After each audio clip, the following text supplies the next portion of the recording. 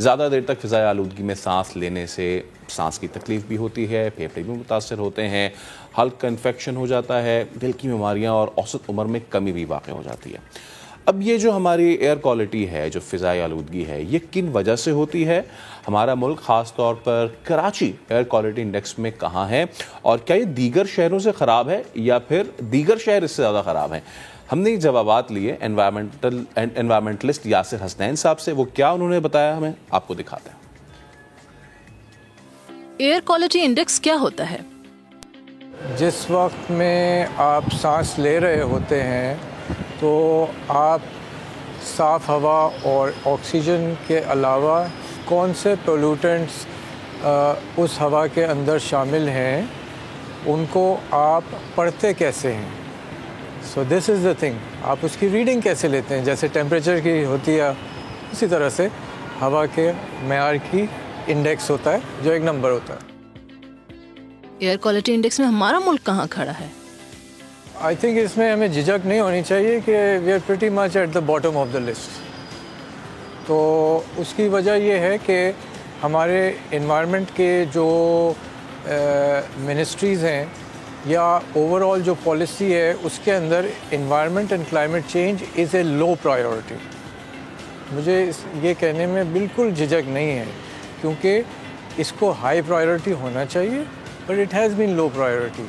And इसकी वजह से जो हमारे एग्जिस्टिंग लॉज हैं, देखिए हमारे यहाँ लॉज अच्छे मौजूद हैं, लेकिन उनको जान के इम्प्लीमेंट नहीं किया जाता है। तो ये एक गैप है जिसको कि हमारी कोशिश है कि ये क्लोज़ हो, यानी इम्प्लीमेंटेशन हो। कराची की हवा में ऑक्सीजन के अलावा क्या क्या है? कराची दुनिया के सबसे बड़े शहरों में है, और दुनिया में सबसे बड़ा शहर होने का मतलब ये है कि जितने लोग हैं उस हिसाब से ट्रैफिक भी है और पोल्यूशन भी है। तो जब पेट्रोल जलता है तो उसके अंदर कार्बन मोनोऑक्साइड भी प्रोड्यूस होता है, कार्बन डाइऑक्साइड भी प्रोड्यूस होता है, नाइट्रोजन ऑक्साइड और सल्फ़र डाइऑक्साइड। ये सारे जो हैं specially carbon monoxide, sulphur oxide और nitrogen oxide, they are simply poison. ये जिन लोगों की सांस लेने की क़ुव्वत कमज़ोर है, ठीक है, उनकी मौत वाक़ हो सकती है। इसलिए आप ये पेशेंट्स में देखेंगे। इसके अलावा जनरली स्पीकिंग लंग की और हार्ट की डिजीज़ इससे डायरेक्टली रिलेटेड हैं। और आप लाहौर में अगर रहते हैं तो आप समझिए कि आपके 5 साल कम हो जाते हैं, क्योंकि वहाँ की एयर क्वालिटी का स्टैंडर्ड इंतहाई ख़राब है। दुनिया के सबसे ख़राब गंदी हवा, और उसमें सबसे ज़्यादा जो प्रोपोर्शन है वो ट्रैफिक का एग्जॉस्ट ही है। किसी भी शहर की हवा को ख़राब करने में कौन कौन सी चीज़ें शामिल होती हैं या कौन कौन से अवामिल कार फरमा होते हैं? ट्रांसपोर्टेशन के अलावा पावर जनरेशन एक बड़ा कंपोनेंट है, यानी एनर्जी जनरेशन। हमें जाना चाहिए सोलर की तरफ, जबकि अगर आप कराची के अराउंड देखें तो तकरीबन 9 प्लांट्स हैं, जिसमें कि फर्नेस ऑयल बर्निंग जो सबसे ज़्यादा पोल्यूटिंग होता है वो मौजूद है, उसका पोल्यूशन होता है। फिर आपके coal burning, coal is a fossil fuel और अगेन इट्स प्रोड्यूसिंग पॉइजन। इसी तरह से तो ये अराउंड कराची मौजूद हैं, तो इनका हवा के साथ साथ इधर से उधर ये हमारी फ़िज़ा में उसके एमिशंस आते हैं। तीसरी चीज़ जो है वो होता है ऑर्गेनिक, यानी जैसे कचरा है, अब वो जब चीज़ें सड़ती हैं ऑर्गेनिक चीज़ें, तो उसमें से मीथेन गैस निकलती है। इसी तरह से जो गटर है आपका, उसके अंदर भी जो डिकम्पोजिशन हो रहा है ऑर्गेनिक, वो जो बू आती है, इनफैक्ट वो सल्फ़र और मीथेन वो गैसेस हैं वो, ठीक है।